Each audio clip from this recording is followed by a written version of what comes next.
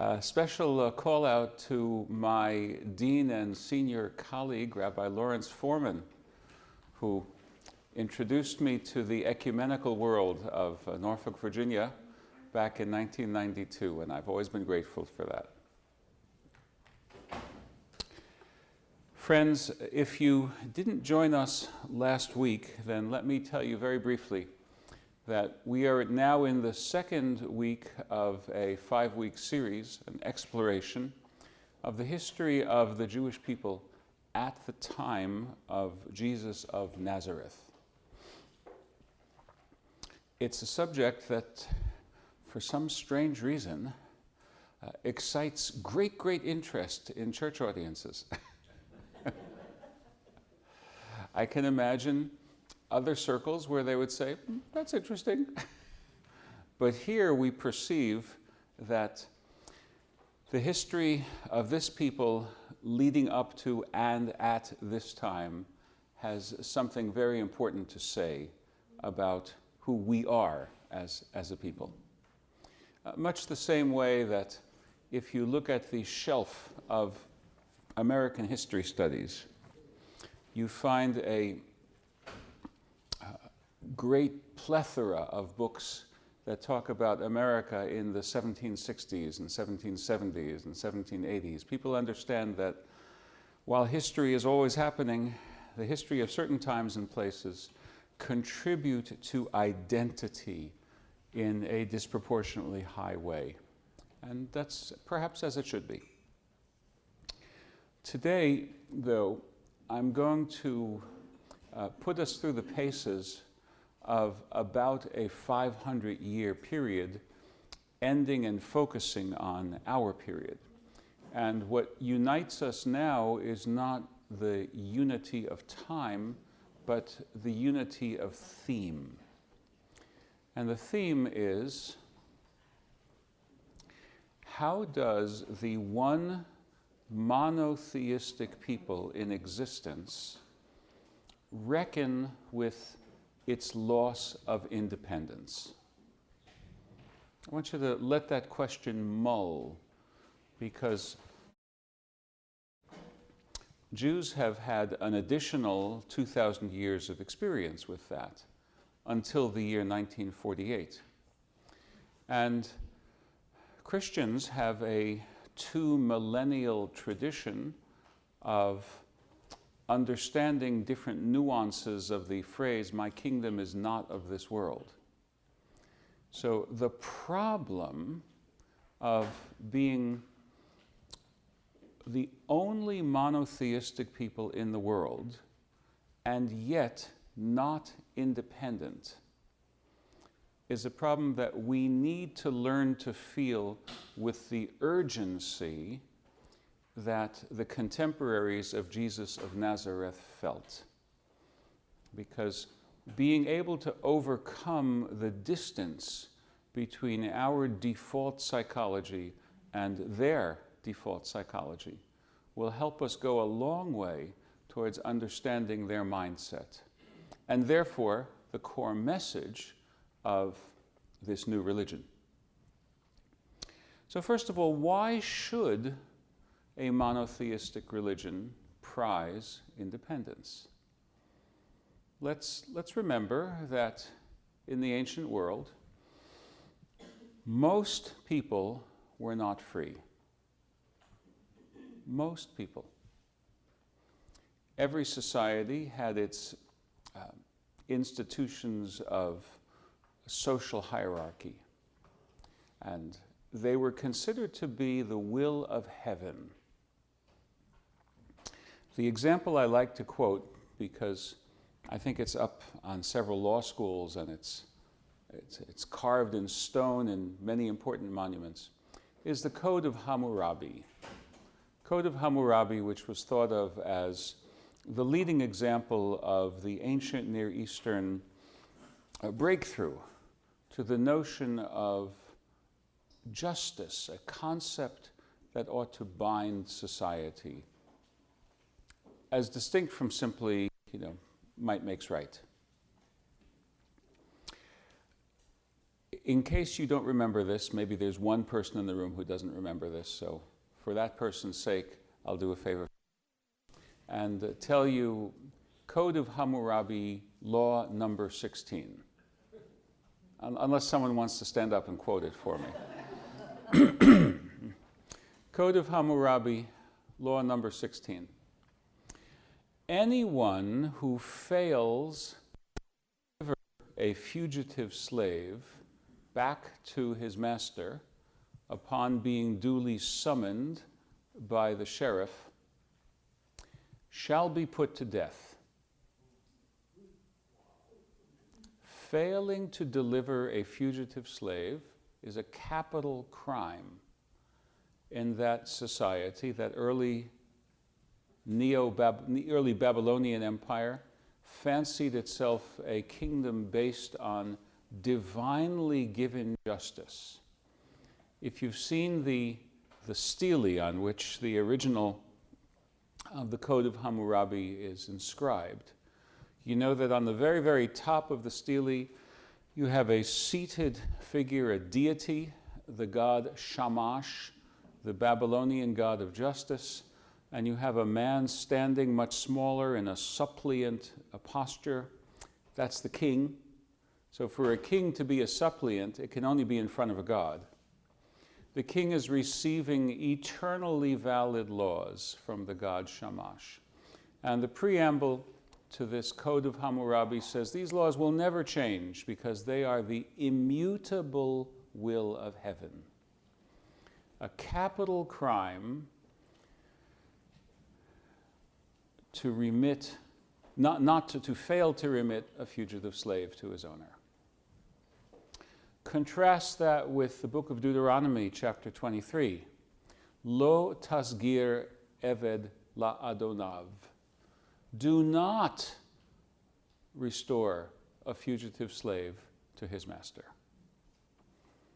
You could see more clearly, more starkly, the difference between Israelite and the prevalent polytheism of the ancient Near East. According to the ancient Near Eastern prevalent view, people were inherently. It's supposed to be that way. The gods have established that order. Most extreme form of that is in the Hindu caste system, where it goes back to a founding myth.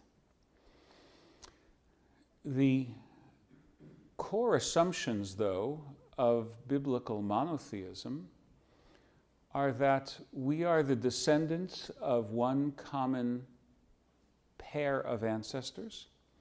We are therefore a human family, and we are therefore fundamentally equal. I want you to realize how revolutionary that is. Fundamentally equal. If we are enslaved to one another, it is an offense to God. That's the core assumption of monotheism as experienced by ancient Israel. Now, is it theoretically possible that monotheism could have thought of a society with slaves? Of course it is. Of course it is. Medieval Islam, medieval Christianity, these were monotheisms, and they had plenty of room for slaves. So it's possible, but it's not the actual monotheism of the Hebrew Bible. The Hebrew Bible is monotheism as experienced in the pain and in the dreams of an enslaved people. The drama of monotheism is not just that the one defeated the many. I mean, it wasn't some sort of shadow play in a math class. The drama was that the one defeated the so-called many and freed a people of slaves. And that is why the Ten Commandments begins the way it begins. God does not say words that would be eminently understandable. I am the Lord thy God, creator of heaven and earth. If you'd have had Exodus 20 beginning that way, you wouldn't have been surprised. The Lord thy God wouldn't surprise you. Creator of heaven and earth, you know from Genesis 14, Melchizedek, you wouldn't be surprised by that either. But that's not what it says. What the Bible says is, I am the Lord your God, I, the one who brought you out of Egyptian slavery, the house of slaves. In a sense, that's what gives me standing to give you any other laws. Because if it weren't for that, it would be Pharaoh giving you laws. So we have to understand that the freedom of the Israelites to be a free nation under their God is a key part of their understanding of religion. And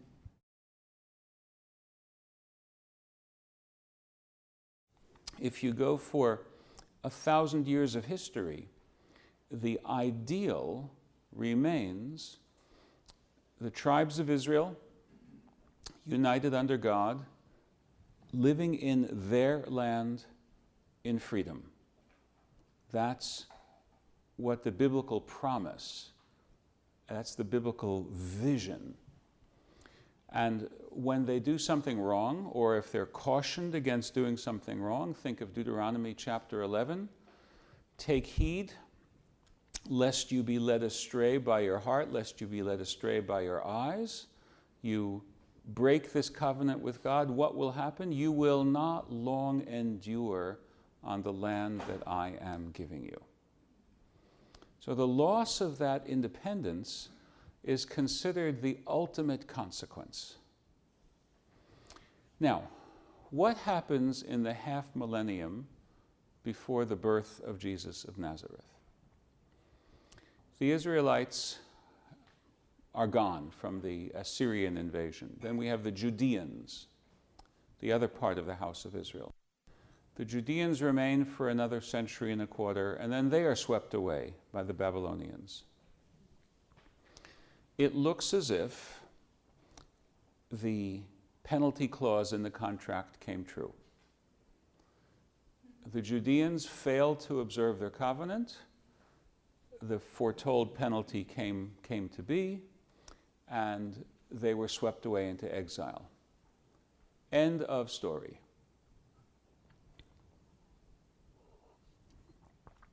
Except that it wasn't. And that's where Judaism begins. Where Judaism takes a step beyond what we call biblical Israel, and we begin to see the religion that Jewish people still practice today. The first step in that concretization of the religion that we still practice today is the full realization of what monotheism means. Monotheism doesn't mean just one God who's the God of Pungo. So if you leave Pungo and you go to Surrey, you need another one God. Monotheism means the one God who is the one God everywhere. Even in Babylon, even though you see these winged sphinxes, these testimonials in stone to Baal or Marduk or Ishtar, despite that, there's really only one God who's in charge of everything and still solicitous for you. That's why the book of 2 Kings ends the way it ends, with a glimmer of hope where the last exiled Judean king is taken out of the dungeon and seated at the new king's table and gets a decent piece of pita every day for the rest of his life. It's not the throne of David, but it's better than a dungeon. And it's a way of saying God is God even here.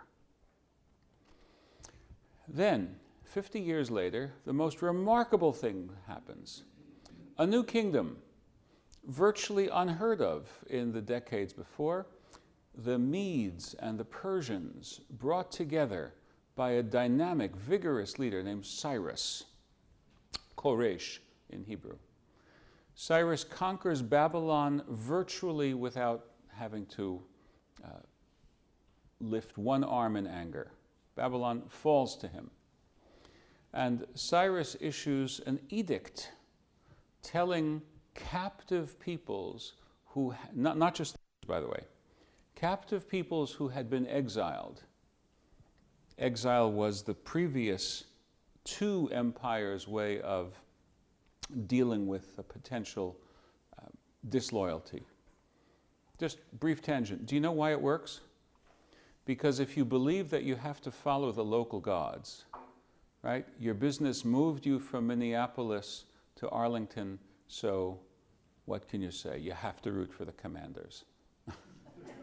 It's a law. It's a religion, right? You're just good, bad. You got to root for the commanders because you've been moved to Arlington, right?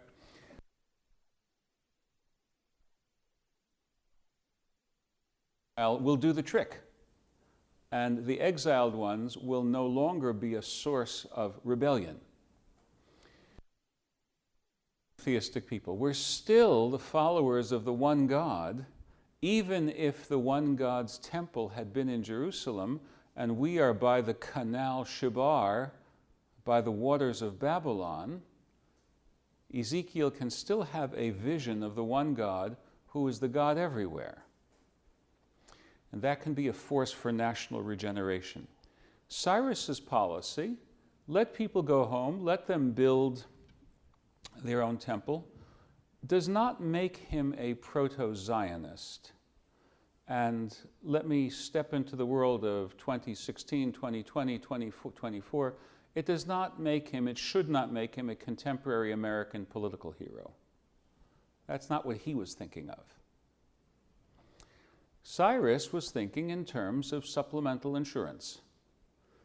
He's a polytheist. He likes people making sacrifices to their God and putting in a good word for him. If the Judeans do it, as well as the Babylonians do it, as well as his own Medes and Persians, he's got 4 bases covered. Sooner or later, even his deductible is going to be taken care of.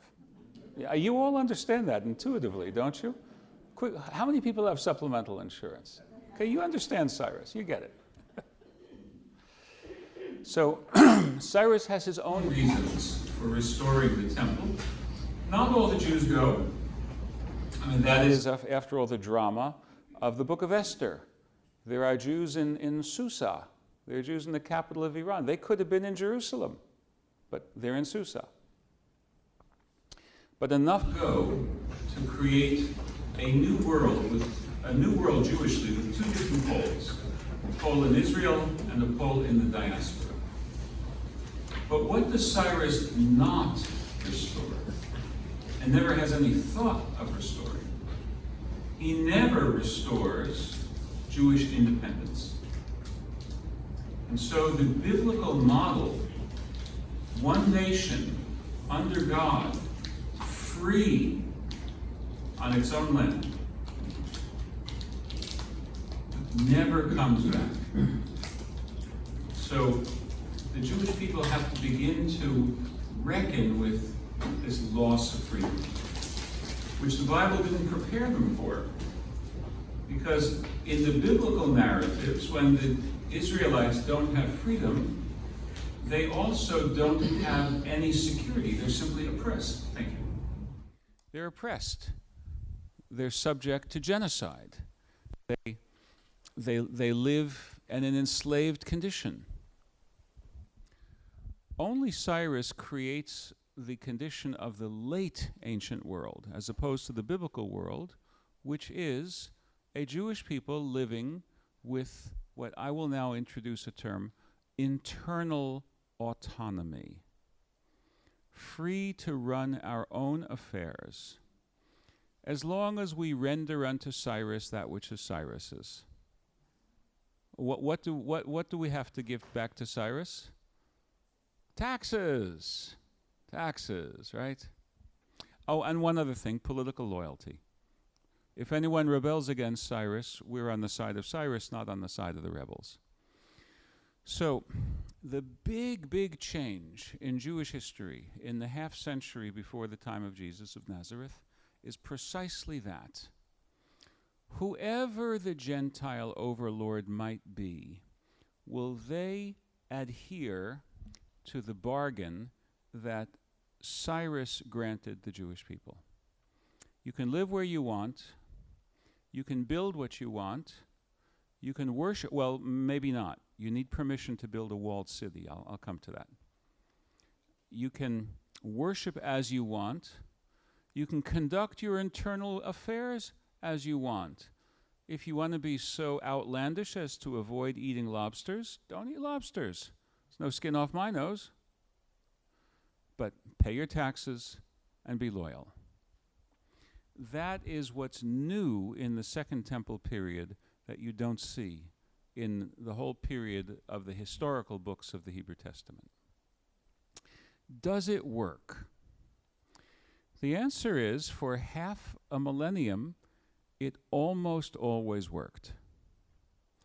We have 2 centuries of Persian rule under the Achaemenid dynasty. That would be a good spelling bee word, by the way. Achaemenid. Language of origin? Use it in a sentence. Achaemenid.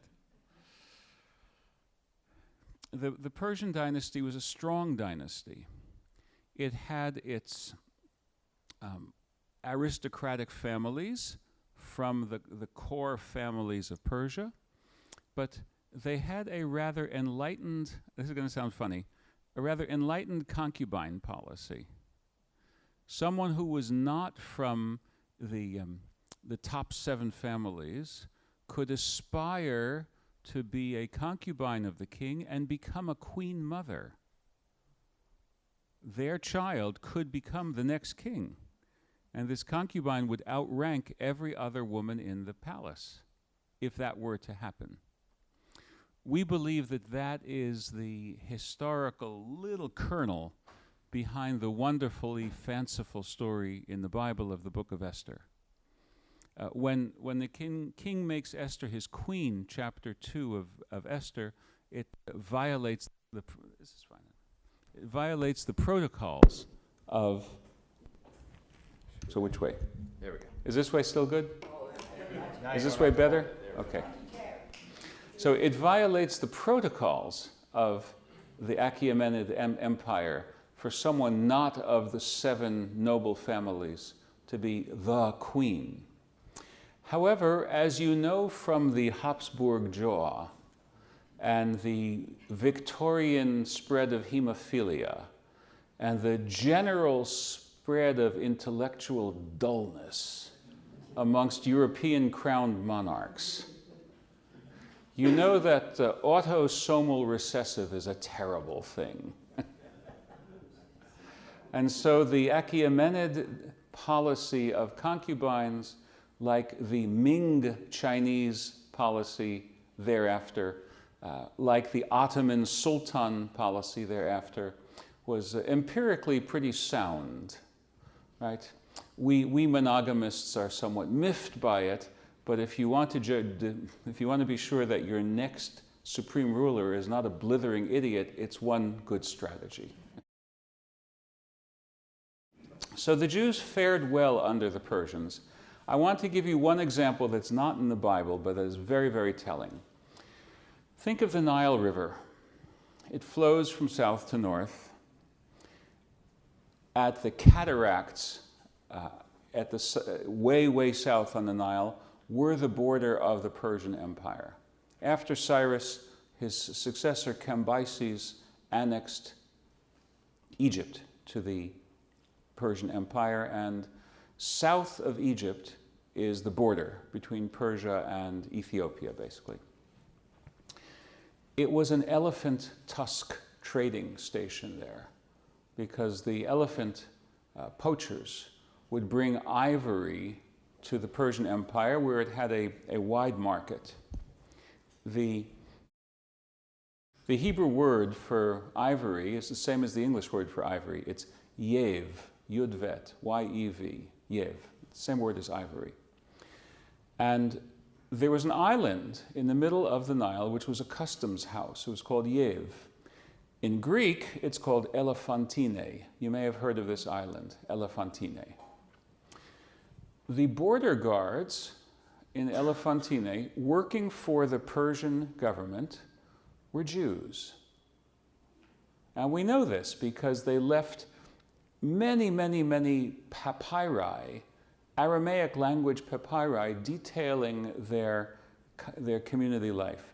And by some strange fact of aristocratic archaeological collecting mania, those Aramaic papyri can all be seen in the Brooklyn Museum. Let's hear it for Brooklyn. I have studied them. I have studied the Brooklyn Museum Aramaic papyri.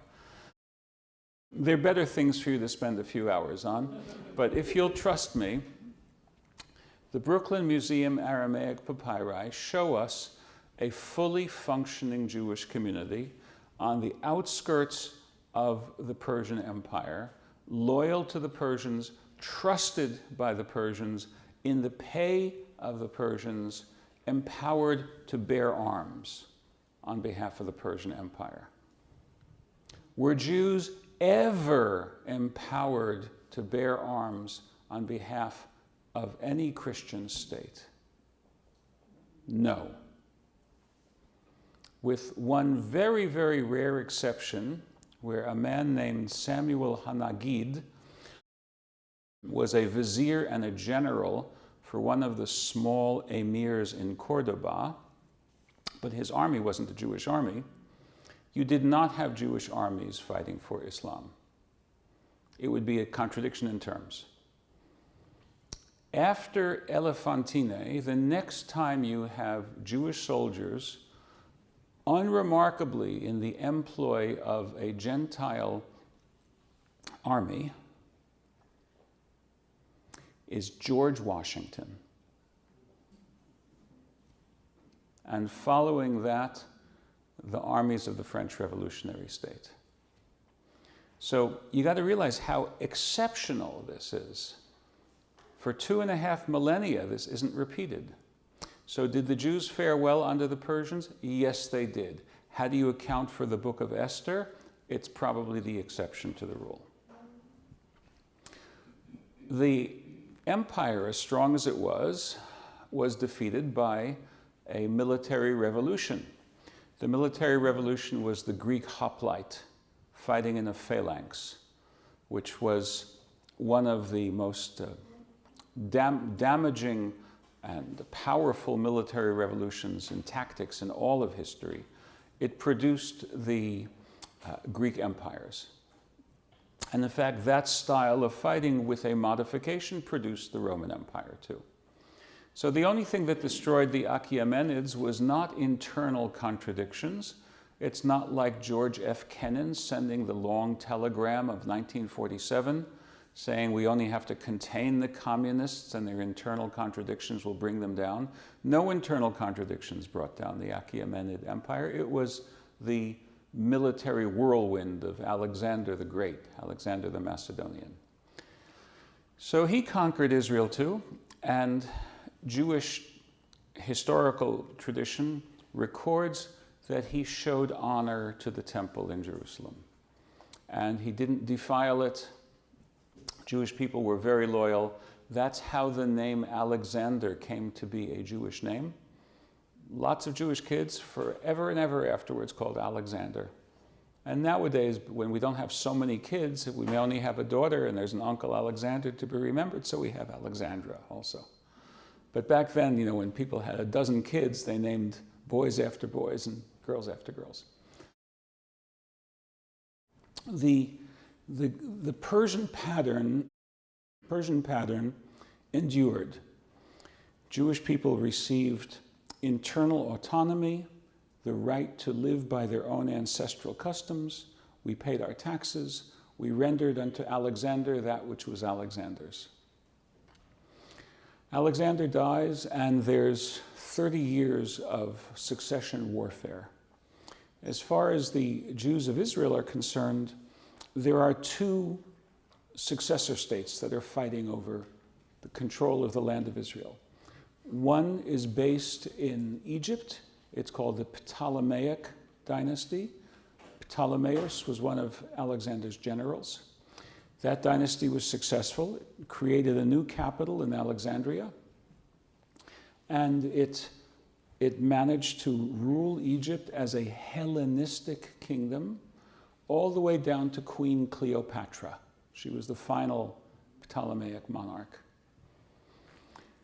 At that point, of course, the Romans took it over. Based in Syria was a rival post-Alexander state, very strong, led by a general whose name was Seleucus. And so that was called the Seleucid dynasty. And either the Ptolemaic or the Seleucid dynasty was always the one controlling the land of Israel. The land of Israel was unfortunately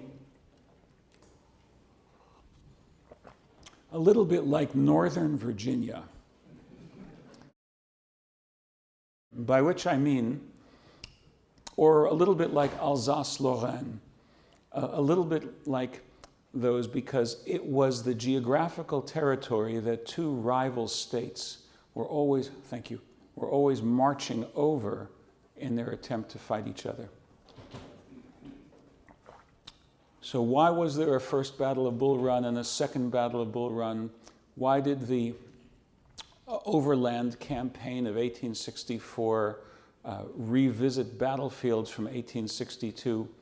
Because that was the territory, for geographical reasons, that would be fought over as one state fought its neighboring state. By and large, though, whoever won had the same relationship with the Jewish population. Political loyalty in exchange for living by ancestral customs. This continues all the way down to the campaign of Antiochus III, one of the Seleucid monarchs, who conquers the land of Israel on his way to fighting Egypt in the year 202 before the Common Era. Same pattern. The Jewish high priest, Simon the Just, Shimon HaTzadik, leads a delegation of Jewish notables, goes to the king of Antiochus, negotiates the same deal. Now, let's have a moment here, and I'll talk more about this in a coming class. What does it mean to live by ancestral customs? Starting in around the 400s, the time of the scribe Ezra and the Persian-appointed governor Nehemiah, it means to live by what we call the Torah. Now, in the New Testament, the Torah is translated the law. You hear the law and the prophets, right? Jesus quotes, "We know this from the law and the prophets." Law is an approximate translation of Torah. It's not an exact translation. The Greek translation of the word Torah is where we get law. The Greek translators use the word nomos, N-O-M-O-S, which means law. So that's where it comes from. But the word Torah really means instruction. Instruction. Interestingly enough, when the 20th century Jewish philosopher Martin Buber retranslated the Bible into Hebrew, attempting to give both Jewish and Christian readers the sound of the Bible not through the lenses put on it by Martin Luther, or for that matter by St. Augustine, but just to give them the Bible without all the varnishes, on top of it. He used the word instruction for the word Torah. So what the Jewish people were asking to do was to govern themselves by Torah. And I'll spend another session explaining just what that means.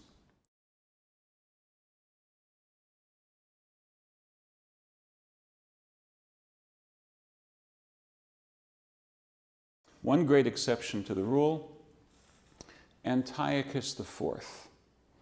does not want to let the Jewish people live by their ancestral instruction.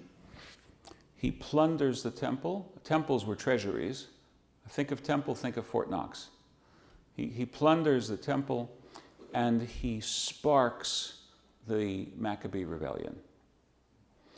The Maccabee rebellion should not have succeeded, except this takes place in a volatile world. There's a new kid on the block who's getting stronger and stronger. Its name is Rome. Rome wants to see the stronger Greek states of the Eastern Mediterranean get weakened. And so Rome supports the Maccabees to weaken the Seleucids. And it works. The Seleucid state gets weaker. The Maccabees briefly achieve independence. The Hanukkah celebration that we have, and we go, I can't say hog wild, Jews don't go hog wild, but we go bagels and lox wild, gave us, in the grand scheme of things, a couple of decades of independence in this 500-year span of no independence. And as soon as Rome was strong enough, it had no further use for an independent Judea. And Pompey Magnus, one of the great proconsuls who was establishing Roman control all across the eastern shore of the Mediterranean, came to Israel, and under the guise of adjudicating between two rival claimants to the Maccabee throne, he said, well, you're wrong, and you're wrong too, because now I'm taking over. And in the year 63 before the Common Era, Rome took over. Initially, the rule was indirect. Rome sometimes used something called client kings. And you know very well the client kings whom Rome used. There was the most famous one, Herod. And shall we say he was a mixed bag? Murderous fellow, especially to his family, but apparently he kept scrupulously to the Jewish dietary laws. So the Emperor Augustine was known to have said he would rather be Herod's swine than Herod's daughter, because the swine had a longer life expectancy. When Herod died, the lands that he had been entrusted to govern in Roman interests were put into three. One of the three remained in his family, Herod Antipas. You know that name from the story of John the Baptist. Right? But essentially, the die is cast, and this territory is going to become directly ruled over by Rome. So the way in which Rome would rule over it is it would appoint a procurator, a procurator. Can someone name one famous procurator? Everyone knows Pontius Pilate, right? He's the most famous of them because of the Christian scriptures. In fact, there were a dozen or so. The typical way of getting to be a procurator is to be well connected, to bribe the right people, and to buy the office, whereupon a thoroughly corrupt Roman Senate would ratify. Who ever heard of senates ratifying corrupt people or incompetent people? It beggars the imagination. Rome? After all, doesn't senator mean elderly wisdom? Well, then again, it comes from the same root as senex and senescence and senile. So maybe that's the answer. Interestingly enough, the Emperor Tiberius, the successor to Augustus, didn't like changing local officials too often. And he had a very famous bon mot. He said, a local official is like a leech. A leech which is already gorged because it's been on the wound for a while tends to suck out less blood than a fresh one. So he kept people in power, thinking that that would be a little bit easier on the populace. So I ask you, if that's the best, what's the worst? Pilate himself lasted for a fair amount of time, about a decade and a half, which was longer than almost any other procurator. Finally, he was removed for excessive cruelty, including indiscriminate executions by crucifixion. We're going to get back to the execution by crucifixion and what it meant in the Roman imagination, but if you'd like to get a primer on it, go take out the Kirk Douglas movie Spartacus and remember the last scene. And just try to forget Tony Curtis's Brooklyn accent. Spartacus, Spartacus. I promise you it didn't sound like that. So, none of these procurators are nice guys. None of them are interested in a disinterested way of what is truth.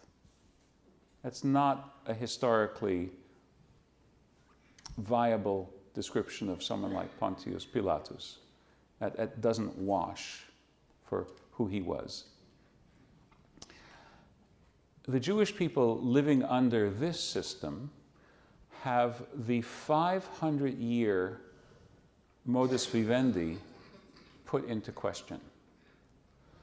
Ever since Cyrus, we've agreed to render unto Cyrus, to render unto Alexander, to render unto Ptolemaeus, to render unto Seleucus